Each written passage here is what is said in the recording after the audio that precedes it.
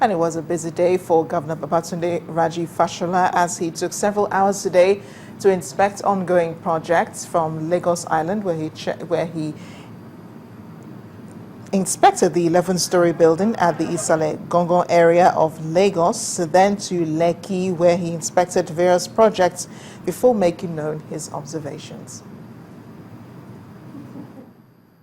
Lagos Arbitration Center, you know that I've always advocated that we could save a lot of money. We could also create work because we lose a lot in terms of arbitration when disputes arise here and you find out that the preferred place for arbitration is either Paris or London, and there's nothing special there. We just need to create a center that has the necessary reputation. We have the personnel, without a doubt. Some of the best arbitrators on this continent are Nigerians. We also have the economic need because a lot of construction, developmental projects, PPP projects going on. Disputes arising can be resolved here. Lagos State Governor Pt.3 Fashola. And now to your health. The eye is said to be an important organ in the body. That's why Nigerians have been advised to take good care of it. This advice is coming from the Delta State Governor, Dr. Emmanuel Udwahan. Dr. Udwahan was speaking at the awareness campaign for the forthcoming World Glaucoma Day organized by the Ophthalmological Society of Nigeria, Delta State Chapter. In the meantime, residents of Magashanu village in Chikun local government area of Kaduna State are asking this government to investigate the increasing blasting of rocks in their area owing to activities of a mining company located there. The residents say the company's activities are detrimental to their health. Our community report tonight examines the plight of the people.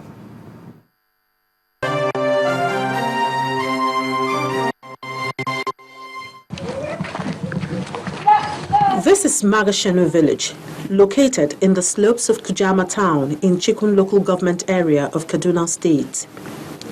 Aside from the chilly nature of the weather here, this village is naturally endowed with high deposits of rocks. As peaceful as the atmosphere of this village may seem, this quarry seems to have become a nightmare for the people.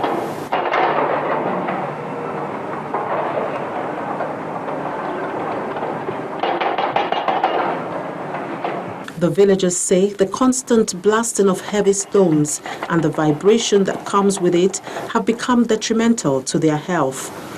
Most of our people, many people there affected their ears. They are not even hearing well because of the blast. That face blast, it affect them very well. Affect them through their ears. And sometimes the dogs, even when you come during hammer time, you see most of the houses are dusty. Despite the potentials of this village to contribute to the nation's economy with its heavy deposits of stones, the indigents seem to have been neglected. What we want is for our schools and roads to be fixed. And we need hospitals in this village. There is no hospital. The government had promised us all of this, but have not done anything. A trip round the village shows dusty road, no electricity, and no potable water.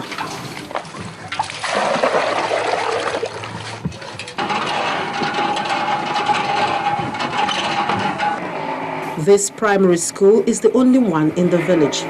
Most of the pupils here sit on the floor to learn. The school roofs are tattered, walls cracked. The buildings are built by the PTA, by the parents. So the government has not done anything to build any class for us. We are appealing to the company to please help us to build, even if it's 1 or 2 classes for us, and to put some furniture in the class. Our crew did not leave the village without speaking with the management of the quarry, which is said to have operated in this village for 10 years. They maintain they've been doing their best in helping the people. That we have been trying our best, because I have in front of me here, a lot of documents to show that there have always been communications, good and fruitful communications between us and the community. One of the letters I would like to show you here is a letter written by the chairman, of the local government. The immediate past chairman of the local government, Honorable Aliyu Usman Waziri. We constructed the road leading to Magashanu and the one leading to Tokache, because we have Magashanu, Tokache, and Pamfuva communities. And if we have not done anything, I don't want to believe that the chairman will just sit on his own and decide to write to appreciate. From the look of things here, the people of Magashanu need more assistance from Datun Construction Company, and especially from the government, for them to live a better life. Chimeze Obi-Iwabu, Channels Television News. Now to the arts. Works of art from across the continent meet at the Resource Gallery in Lagos. Many of them, which have existed for decades now, tell a compelling story about their origin. Our review tonight takes a look at some of the interesting works of art at the Resource Gallery.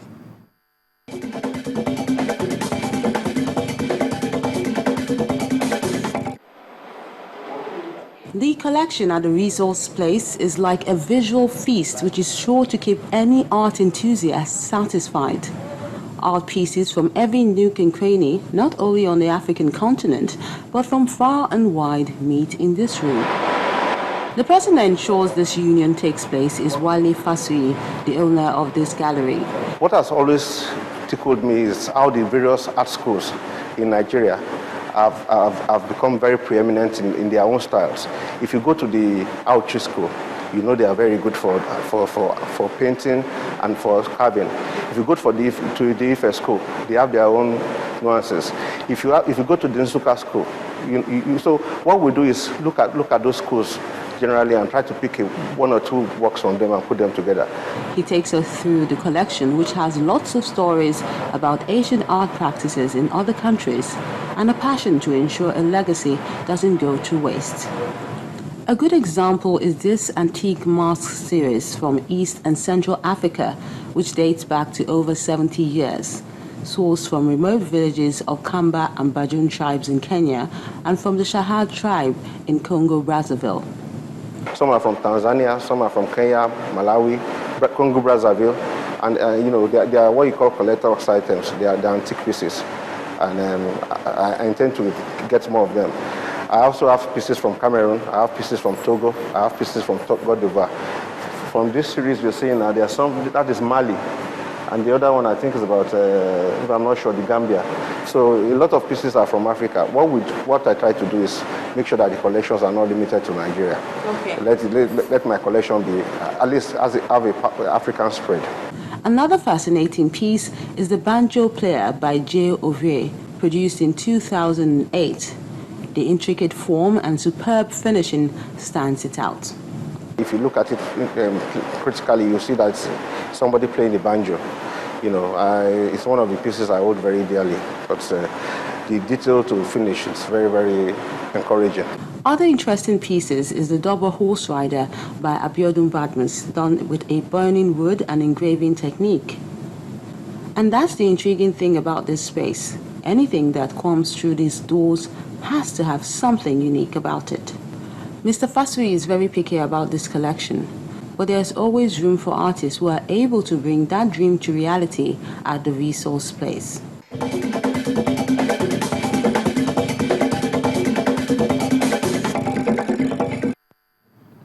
The National Agency for Control of AIDS, NACA, has been meeting with health experts in Umuahia, the Abia State capital, to discuss the policy and execution of planned agenda for the National Strategic Framework in the control of HIV/AIDS in Nigeria.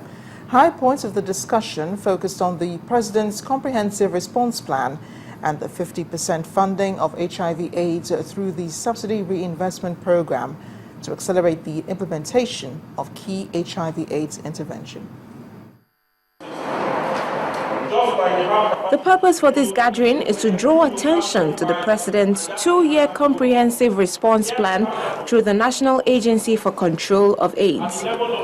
Stakeholders and other partners are here to discuss the need to develop a robust plan that would help bridge and improve HIV/AIDS services in the country. Before now, the position of the service delivery in HIV/AIDS was donor-dependent through the United States President's Emergency Plan for AIDS Relief, PERFA. In the light of the partnership agreement signed in 2010, that by 2015, Nigeria should be able to provide over 50% of HIV/AIDS domestic funding. The President's Comprehensive Response Plan was not just for the federal government. The states were supposed to key in and bring counterpart funding. We've not gotten much counterpart funding from the states, but we know that as we go around, we're hoping we can get much more funds from them. But for now, we think is one of the biggest strides we've achieved in this progress. And so we felt with the funds we have, let's take over Abia and Taraba states sites so that the government of Nigeria can take ownership. And then subsequently, as more funds come, we go to other states. So that's why we're actually here today. Abia is one of the pilot states to benefit from this project. But how prepared are they to take up the responsibility and reduce HIV/AIDS in the state? The responsibility of providing care and improving service delivery in the fight against HIV/AIDS may not just be that of the National Agency for Control of AIDS. I have no doubt that if government decides to do it as they have decided, they should be able to do it. You know, if you look back during the past few years, most of the funding for HIV has been coming from foreign donors.